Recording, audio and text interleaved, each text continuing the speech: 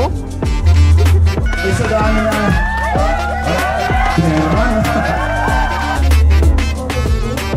20,000 pesos. Hindi natin din namamansin yan. Ayan, no? Will go Betsy's of Manila in Metropolitan Theater next year. District 5. Ayan, A. Mga akla, gusto nyo ba doon tayo next year?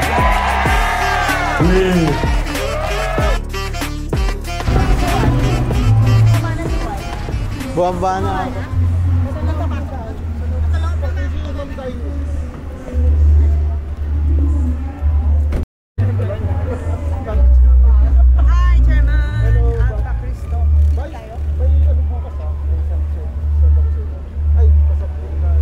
And so nandito tayo ngayon sa Baluarte, Intramuros. Dito tayong event. Kasama natin si Vice Chi Atienza at si Yormes Comorel. Hello po, good morning. Grabe ko yung cellphone mo. Mamaya. Basa. Is our candidate number 5. Ang Reyna ng Kalsada or the Queen of Roads.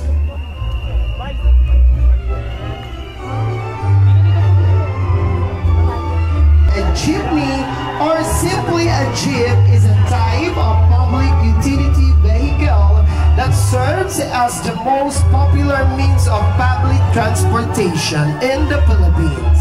Known for its crowded seating and kitsch decoration, is a cultural icon of the Philippines and has its own art, the jeepney art. Ladies and gentlemen, our queen number 5, Queen Bolong Altamirano, the Queen of Roads.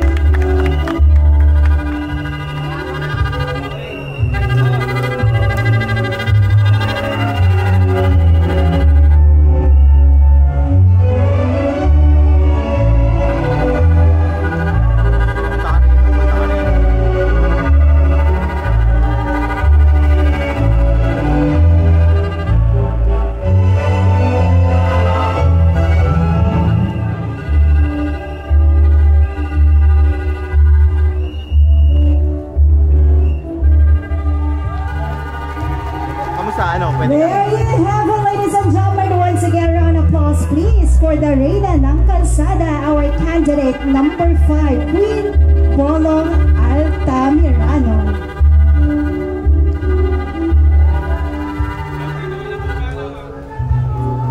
Thank you so much.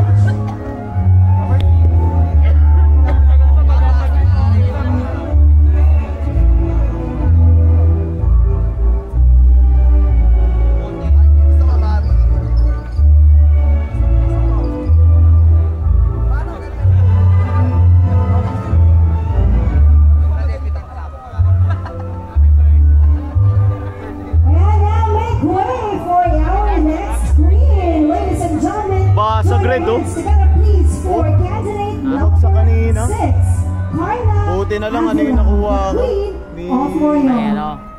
Protector, puti na lang. Kanina dyan sa labas, puti. Pag-uukot ko sa bag. Hindi, buti nga hindi nabasag na totoo yan. And so kasama po natin si Ma'am Daini. At narito po ang mga judge. Merong mga artista na invited dito sa Baluarte. Tas si Yorme, si Ma'am Daini, si Vice Chi Atienza.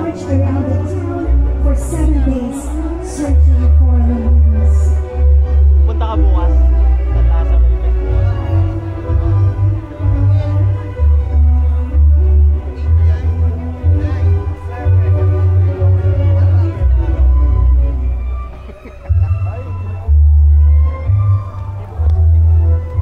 Hi naman po kayo sa vlog natin. Hello po. Yun oh.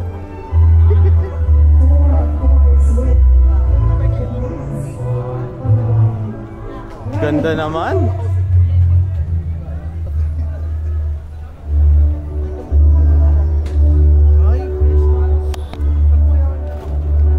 Na mausok dito.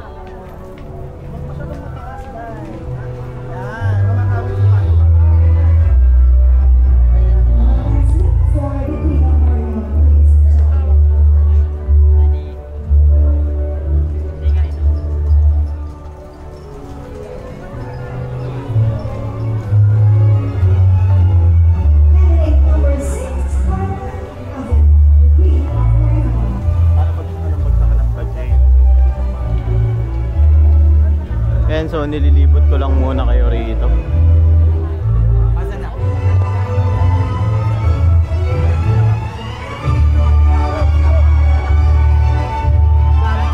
Ano, wala yung... Say hello to our candidate number 7, Nicole Ayala Concomlay.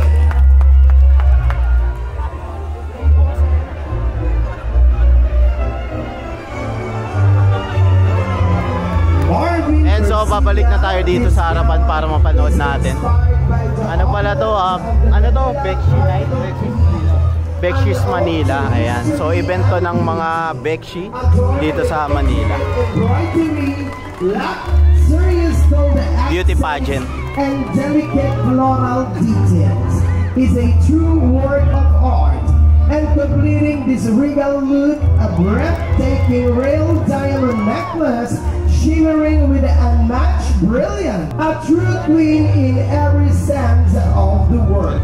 Ladies and gentlemen, candidate number 7.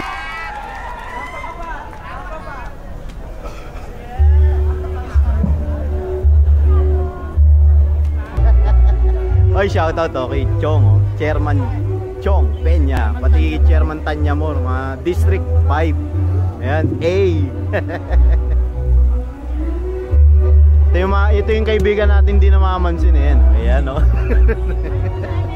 Hindi, mabait to si Makmak. Ayan. Kaibigan natin yan dito. Make way to our... Rol, sama ka, Rol. Is strong. Ganda ng ano yung costume. Tayo sa likod.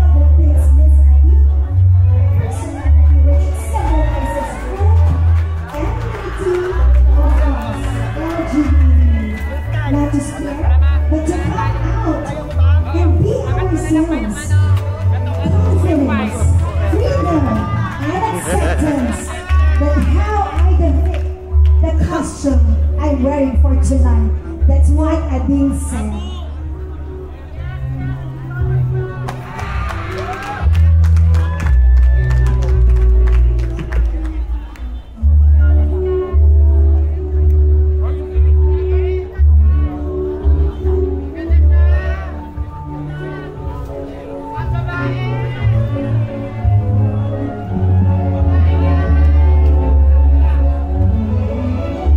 Once again, ladies and gentlemen, the queen of the tribe, Ading.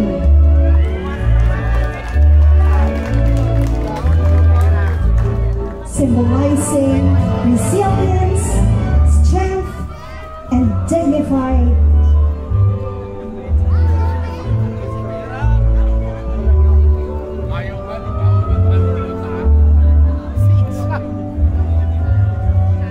And just like the other queen, date number 15, Joshua Lisboa. And now, make way for our next queen, candidate number 16, Jerome Sanchez.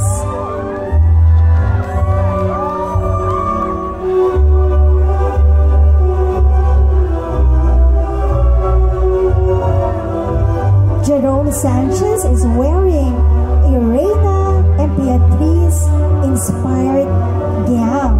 The costume features an opulent yellow mermaid gown fit for royalty.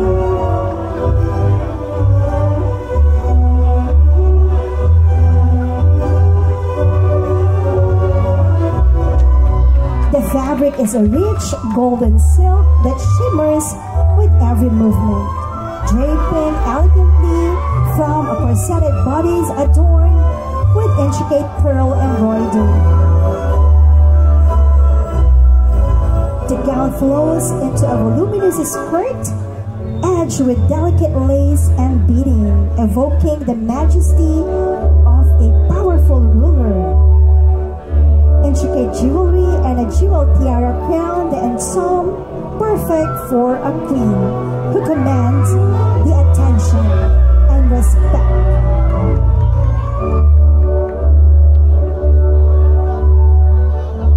The true showstopper is the stunning back piece, a dramatic arrangement of oversized handcrafted yellow cascades down the back, each bloom carefully detailed with gold and ivory accents. The flowers are placed in a layered design resembling a blooming garden that flows into the gown's train, adding an ethereal, almost otherworldly quality to the ensemble. A regal crown set with gemstones rests atop the wearer's head, echoing the noble theme of her attire. The costume radiates both strength and grace, fitting tribute to the Queen. Ladies and gentlemen, once again, make some noise for our Reina Emperatriz, Jerome Sanchez. Acknowledging Mr. Jerwin Enriquez of House of Queens from Dinalupihan, Bataan.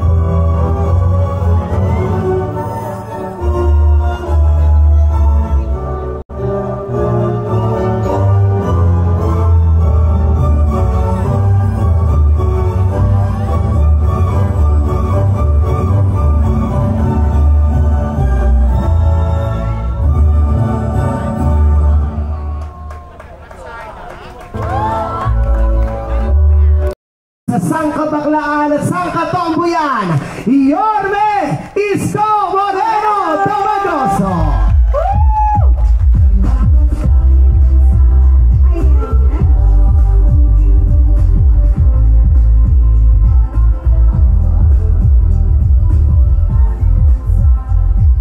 Thank you. Magandang gabi sa inyong lahat, mga akla. Maganda rito magulong-gulong sa damuhan, sa Pursonsado. Sa gabi, madilim, may konting ilaw, sa ilalim ng puno, pwede na. Magandang gabi. I'm happy for you.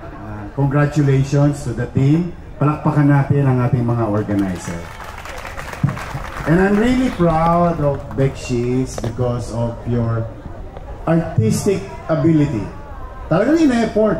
Nakakatuwa naman, no? Nakaka-proud bilang isang batang Maynila na ang ating mga mamamayan o partikular na sektor ng ating lipunan ay malayang-malaya na na-express nila ang kanilang artistic talent katulad ng mga nagaganap taon-taon at partikular ngayong taon na ito. I'm so proud of you, mga Bekshis. Palakpakan natin yung ating mga contestant. And of course, palakpakan natin ang kanilang pamilya na nandito. Kanina, may nakita pa ako doon. Malaki yung boses eh. Kapatid ko yan! And I'm really proud of him. And the mother. No, kanina, sinisigaw, anak ko yan! You know, that's very important, no? Acceptance is the key. And that's very important to me. And you know that for a fact that during my time, it's a matter of policy in Manila. Walang mayaman, walang middle class, walang mahirap. Walang lalaki, walang babae. Walang bakla, walang tomboy. Sa Maynila, lahat pantay-pantay ang pagtingin ng pamahalaan. And may awa ang Diyos, someday, we will continue to do the same. That in Manila, you can express yourself. In Manila, you can excel from your field of undertaking without prejudice on your preference. Yan ang importante dito sa lungsod ng Maynila, being the capital of the country. This where, sabi nga nung mga ninuno natin nung araw, where Manila goes, the country follows. Maging huwara ng Maynila sa buong bansa na tayo siguro panahon na magkaroon ng kapwa galang, respeto sa ating mga kapwa mamamayan o kapwa Pilipino. I think that is the message of Bekshis of Manila in the country. Now, let me take this opportunity to thank our judges. Para salamatan natin ang ating mga judges na nandito na nagpunta, nagbigay ng oras sa atin. Maraming salamat sa inyong lahat. Sa ating mga guests, nandito ang ating party list, kaunlad party list, na nandito ngayon. Palakpakan natin, sumusuporta sa Bakeries of Manila sa event natin. And of course, sabi nga niya, vote wisely. Ang ating kaibigan ka-aksyon, Wilbert Lee, na ating kandidatong senador na nandito. So, ayaw ko nakawin ang eksena nito dahil ito'y eksena ninyo. Kami ni Chichi Atienza, palakpakan natin si Chichi. Nagsesenyasan kami kanina. Sabi ko, Chi, tingnan mo yung mga akla. Gumastos talaga. Namuhuna. May glam team pa.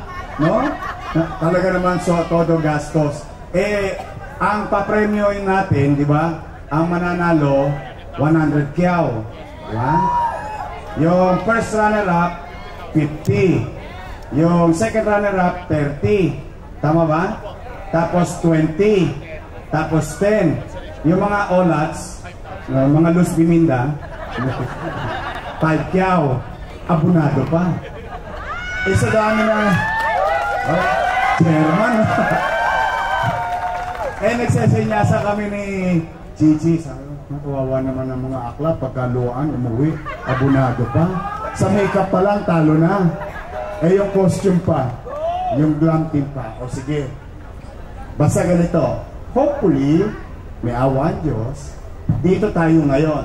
Sa bakurang, baka sa isayang Fort Santiago. One thing that I guarantee you. Next year, may awan Diyos. Nakabalik tayo. You know, there is a historical theater in the country. And that theater is in the heart of the city of Manila. That is the center of culture and arts, which may sumalangit nawa ang kaluluwa ng Kuya Germs, Tagalian Pilano, and thanks to national government and the city of Manila during our time, buhay na muli ang Metropolitan Theater. I don't know if you saw it already, how beautiful it is inside Metropolitan Theater. Mga akla, gusto niyo ba doon tayo next year? Doon, walang kahirap-hirap rumampa, paakyat. Baka ma-minus 10 ka pa. Pag nadapa ka, doon maganda. And I want you to perform in a historical theater of the country, not only the city of Manila. We'll go Bakeries of Manila in Metropolitan Theater next year. That is a guarantee. Kaya galingan ninyo. O ngayon naman, for the meantime, ngayong gabi, malaki ang abono ninyo. For sure. Ang mga akla, 5 kyaw lang ang iuwi. Talo pa sa ilaw. Yung fireworks, talo pa. Sige, ganito gawin natin, ha? Diba? 100. Siyempre, malaki iuwi ng papremyo nung nanalo. Yung queen. Yung first, pababa. Yung 16, stay yung kanilang presyo, ay yung prices. Bawat isa sa kanila from 16 pababa, additional sa amin ni Chichi Atienza ng tig 20,000 pesos. Walang uuwiluan.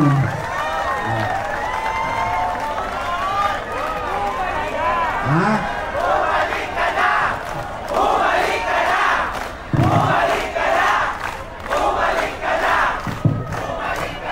Alam niyo ba, marami akong chairman akla. Ano dyan? Anyway, basta masaya kami. I'm really, without any exaggeration, I'm really proud of you guys. What I saw, that kind of evolution, innovation. Marami na tayong pinuntahan pare-parehong Miss Gay. Alam na natin pare-pareho sinasabi ko. But this time, I saw your artistic talent, and I wish that you can do that next year in Metropolitan Theater. For the meantime, congratulations sa ating mga contestant. Sa mananalo, congratulations. Basta ngayong gabi dito sa Maynila, walang uuwing luwahan. Okay? So muli, audience.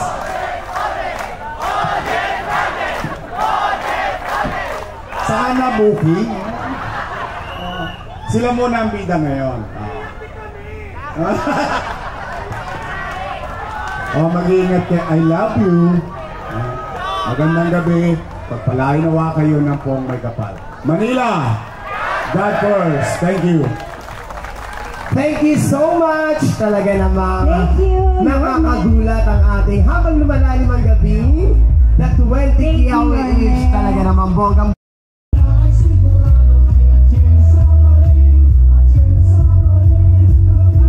Magandang gabi sa inyong lahat, mga Betchies. Ngayon ko lang na-realize, mas maganda kayo sa amin. Pero alam nyo, natutuwa ako na makita ang event ngayong gabi dahil ngayon lumabas ang creativity ninyo. And I must say really, kagaya ng sinabi ni Yorme, I would like to congratulate yung mga gumawa nito who made it possible kasi napakaganda. Mas maganda pa ang nangyari ngayon kaysa sa Miss Universe. Dahil wala na mga kabayo na pumupunta sa stage kapag may Miss Universe. Pero I would like to tell each and every one of you here, even before I entered the world of politics, I've been an advocate of LGBTQ+ community. Because kagaya ni Yorme, naniniwala ako na dapat patas at walang diskriminasyon kahit na kanino man. At gusto ko mapakita ninyo ang inyong kagalingan dito sa ating lungsod at sa buong Pilipinas. Makakaasa kayo na kasama ni Yorme, susuportahan namin ang LGBTQ+ community at gusto namin na maitaguyod niyo pa ang kagandahan ng Betchies dito sa Maynila. Maraming salamat po.